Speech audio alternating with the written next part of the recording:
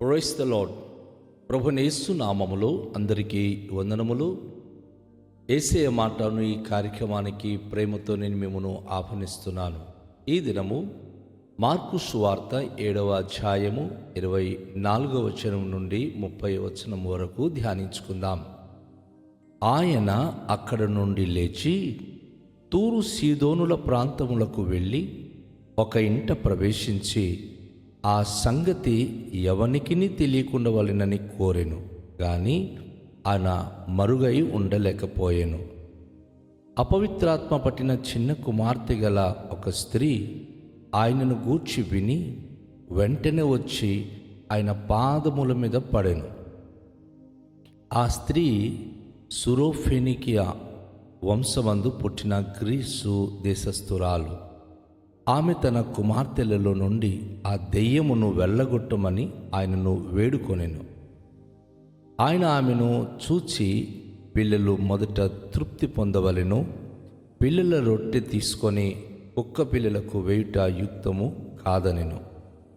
అందుకామె, నిజమే ప్రభువా, అయితే కుక్క పిల్లలు కూడా బల్ల క్రింద ఉండి పిల్లలు పడవేయు రొట్టె ముక్కలు తినును గదా అని ఆయనతో చెప్పెను. అందుకు ఆయన ఈ మాట చెప్పినందున, వెళ్ళుము, దెయ్యము నీ కుమార్తెను వదిలిపోయినదని ఆమెతో చెప్పెను. ఆమె ఇంటికి వచ్చి తన కుమార్తె మంచం మీద పండుకొని ఉండుటయు దెయ్యము వదిలిపోయి ఉండుటయు చూచెను. ప్రభునందు ప్రియమైన దేవునికి బిడ్డలారా, ఈ యొక్క సంఘటనలో యేసు ప్రభువు యొక్క అద్భుత కార్యముల గురించి మనము ధ్యానిస్తున్నాం. అలాగే యేసయ్య పలికిన మాటలలో చాలాసార్లు మనం ఎదుర్కొంటున్న సమస్యలు లేక శోధనాల్లో అది మనం గెలవడానికి విశ్వాసం యొక్క ప్రాముఖ్యత గురించి ఈ యొక్క విషయాన్ని మనకు నేర్పిస్తోంది.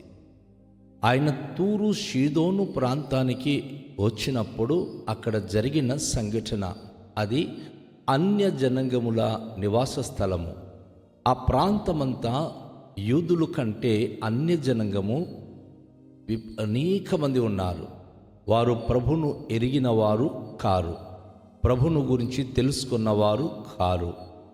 వారు వివిధమైనటువంటి విశ్వాసానికి లేక వివిధమైనటువంటి అనుభూతికి అలవాటు పడిన వారు.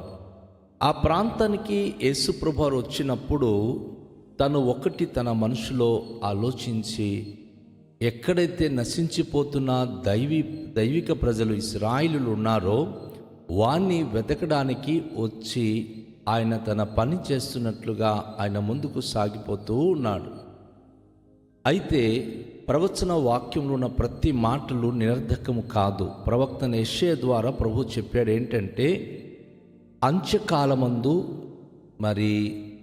ఈ జబులేను నప్తలి అనే ప్రాంతము, సముద్ర అవతల ఉన్న ప్రాంతము, అది మనం చూస్తున్నాం. తూరు సీదోను ఇవన్నీ కూడాను అన్య జనాంగములు నివసించే ప్రాంతము. గొప్ప వెలుగును చూడబోతున్నారు, దైవికమైన కార్యములు వారు అనుభవించబోతున్నారు అని ప్రవక్త యెషయా ద్వారా దేవుడు మాట్లాడాడు.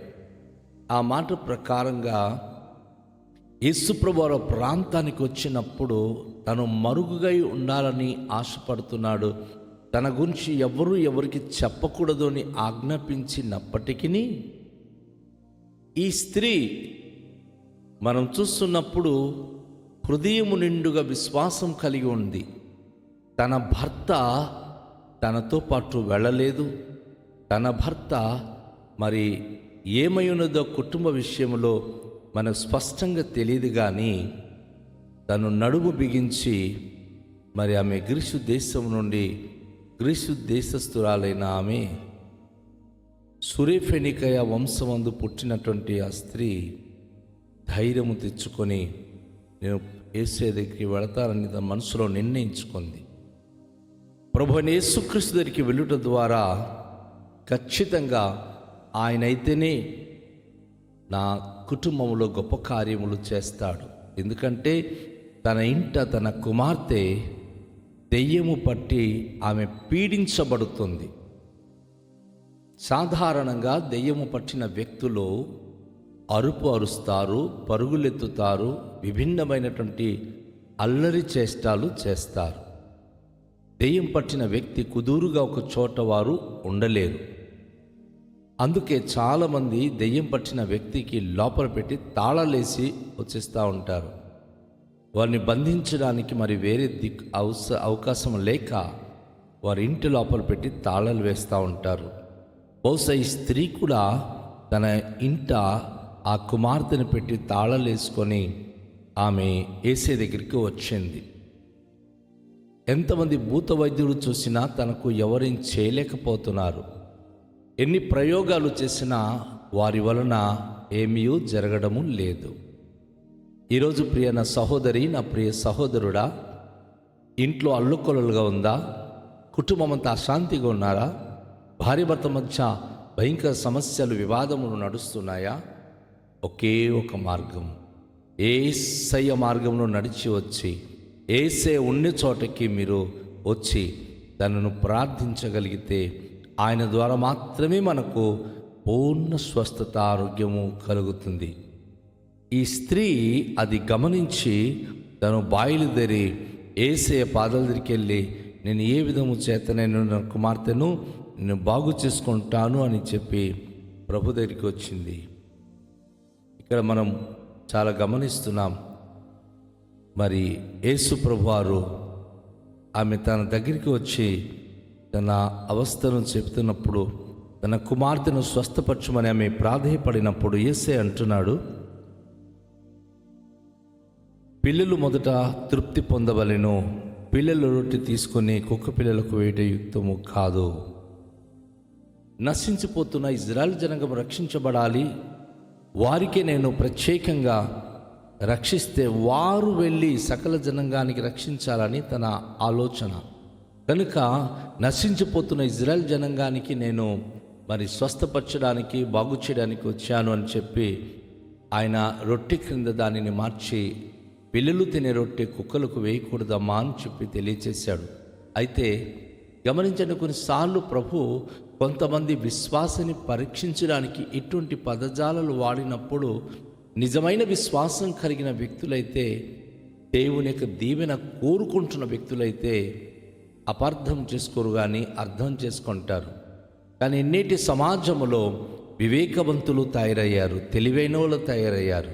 దైవ సేవకులు గద్దించిన దేవుని వాక్యం నుంచి ఒక్క మాట కనుక స్ట్రాంగ్గా హెచ్చరికలాగా వచ్చిన దేవుని సంధి మానేస్తారు, పాస్టర్ గారితో మాట్లాడడం మానేస్తారు. ఆ దేవుడికి తెలియదా, దేవుని సంగతి మాకు తెలియదా, ఇలాంటి మాటలు వీరు బోధిస్తున్నారు అని చెప్పి బోధకులకు అనేకమైన మాటలు వారు పలుకుతారు. కనుక ఇక్కడ యేసు ప్రభువారు అమ్మ పిల్లలు తినే రొట్టె కుక్కలకు వేయకూడదు అని చెప్పినప్పుడు ఆ తల్లి చాలా అద్భుతమైన రిప్లై ఇచ్చింది. ఏంటి అంటే, నిజమే ప్రభువా, అయితే కుక్క పిల్లలు కూడా బల్ల క్రింద ఉండి పిల్లల పడవేయు రొట్టె ముక్కలు తినును కదా అని ఆయనతో చెప్పాను.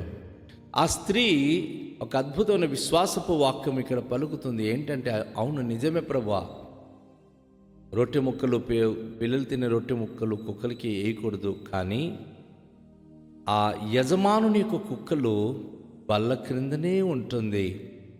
ఏ ముక్క అయితే యజమానుడు క్రింద పడవేస్తున్నాడో ఆ రొట్టె ముక్కను అది సంతోషంగా తింటుంది. అంటే దాని అర్థం ఆమె తన ఒక కుక్క పిల్లతో సమానంగా ఎంచుకొని మాట్లాడుతుంది. మీరు ఒక్క మాట మాత్రం చెప్తే చాలు. క్రైస్తవ సంఘమా, ఈరోజు గమనించండి, దేవుడు క్రైస్తవులకు ఎన్నో మాటలు నేర్పిస్తున్నాడు, కానీ క్రైస్తవ బిడ్డలు ఆ మాటను బట్టి జీవించలేకపోతున్నారు. చాలా తక్కువ మంది అనుసరిస్తున్నారు, కానీ దేవునికి సత్యాన్ని అనుసరించి, దేవుని వాక్యాన్ని అనుసరించి జీవించేటటువంటి వారు చాలా కుదువైపోయారు. దేవుని యొక్క వాక్యం మనకు తెలియజేస్తుంది, విశ్వాసంతో మనము దేవుని మాటలు నమ్మాలి. దేవుని యొక్క మాటలకు మనం వచించి ఇతర విధాలుగా మనము చెప్పకూడదు. ఆమె ఒక మాట విశ్వాసంతో అంటుంది, అయ్యా ఒక్క మాట, ఆ ఒక్క ముక్క, కింద పడే ముక్క నాకు కావాలి. ఆ బల్ల క్రింద పడేటటువంటి ఆ ఒక్క ముక్క నాకు కావాలి. యేసుప్రభు గమనించాడు, ఈమె ఒక కుక్కతో తను సరిపోల్చుకొని, నేను చెప్పిన మాట ఆమె ఎంత గొప్పగా ఎంచుకొని, ఆ ఒక్క మాట చాలు అని ఆమె అడుగుతా ఉంది. ఎంతో అద్భుతంగా ఉంది అని చెప్పి ఆమె వెంటనే యేసుప్రభు ఆమెను పంపించేస్తూ ఒక మాట అన్నారు ఆయన. అందుకు ఆయన ఈ మాట చెప్పినందున, వెళ్ళుము, దెయ్యము నీ కుమార్తెను వదిలిపోయినదని ఆమెతో చెప్పాను. ఆమె విశ్వాసాన్ని బట్టి ప్రభు ఒక మాట తెలియచేశారండి, అమ్మా నువ్వు వెళ్ళు, నీ కుమార్తె బాగుపడింది, దెయ్యము తనను వదిలిపోయింది. గమనించండి, చాలామంది క్రైస్తవ బిడ్డలు దేవుని మందిరానికి వచ్చి దేవుడితో మాట్లాడి దైవజనుడు చెప్పే మాట వింటారేమంటే, మాకు బైబిల్ వచ్చు, ప్రార్థన వచ్చు, వాక్యం చెప్పగలము, చదవగలము, తమలో తాము అతిశయించి దేవుడిచ్చేటటువంటి ఆ ఆలోచన నిరాకరిస్తున్నారు.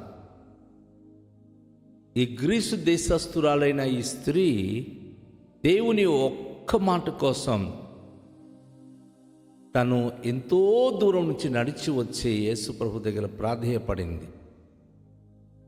తన యొక్క ఆవేదన అర్థము చేసుకొని తను చెప్పినటువంటి తన విన్నపమును గురించి ప్రభు ఆలోచించి, ఆమె సరే ఆ దెయ్యము నీ కుమార్తెను వదిలిపోయింది, వెళ్ళమ్మా అని చెప్పినప్పుడు ఆమె అక్కడి నుంచి తిరిగి ఇంటికి వస్తుంది. ఆమె ఇంటికి వచ్చి తన కుమార్తె మంచము మీద పండుకొని ఉండుట, దెయ్యము వదిలిపోయి ఉంటయు చూచెను. దెయ్యం ఉన్నప్పుడు ఇంట్లో అరుస్తూ ఇటు అటు తిరుగుతూ అనేక మందికి కలవరపరిచింది, గాబర పెట్టింది. మనకు తెలుసు కదా, దెయ్యం పట్టిన వారు చాలాసార్లు అరుస్తారు, కేకలు వేస్తారు, వికృత చేష్టాలు చేస్తారు. అయితే యేసు ప్రభువారు తనను ఆశీర్వదించి, వెళ్ళు అమ్మా, నీ కుమార్తెలోంచి దెయ్యం పోయింది అని చెప్పినప్పుడు ఆ మాటని నమ్మి ఆమె తిరిగి ఇంటికి వచ్చినప్పుడు తన కుమార్తె మంచము మీద పండుకున్నది. సాధారణంగా దెయ్యం పట్టిన వాళ్ళు పడుకోవడానికి ఇష్టపడరు, వారి కళ్ళు ఎప్పుడు మేల్కొంటుంది, వారు ఏదేదో మాట్లాడతారు, మాట్లాడుతారు కదా, వేరే వేరే విధాలుగా మాట్లాడుతూ అల్లుకొల్లలవుతూ ఉంటారు. కానీ యేసయ్య మాట విన్నప్పుడు ఈ కుమార్తె సంపూర్ణమైన బాగుపడి ఆమె మంచం మీద ప్రశాంతంగా విశ్రాంతి తీసుకుంటుంది. ఆమెలో నుండి ఆ దెయ్యము వెళ్ళిపోయినట్లుగా గుర్తించి, యేసుప్రభు వారు చెప్పిన మాటలో ఎంత శక్తి ఉందో, యేసుప్రభు మాటలో ఎంత అద్భుతం జరుగుతుందో ఆమె అంగీకరించగలిగింది. ఈ ఉదయము నా ప్రియ సోదరి, నా ప్రియ సహోదరుడా, యేసయ్య మాట నమ్ముతున్నావా? నీ జీవితంలో కూడా యేసయ్య అద్భుతాలు చేస్తాడు. నీ కుటుంబంలో కూడా గొప్ప స్వస్థత కార్యములు జరిగిస్తాడు. తలలోంచి ప్రార్థించుదాం. దయగల తండ్రి, మీ మాటలు మేము విన్నాం. మీ మాటలు నమ్మి మీ ఎదుకు వచ్చే ప్రతి ఒక్కరిలో అద్భుత ఆశీర్వాదం అనుగ్రహించి దేవుడో మీరు, ఆశ్చర్య కార్యములు చేసే దేవుడో మీరు. నేను ప్రతి బిడ్డలకు ప్రభు మీరు దర్శించండి, ప్రతి ఒక్కరి అక్కర్తలను మీరే తీర్చండి. మీ కృప, మీ కరుణ కటాక్షం ప్రతి బిడ్డలకు దయచేయమని ప్రభువా, సకల మహిమ ఘనత ప్రభావాలు మీకే చెల్లిస్తూ యేసు నామములో ప్రార్థిస్తున్నాము తండ్రి, ఆమేన్. అందరికీ షాలోం. ప్రభు మనను దీవించునుగాక.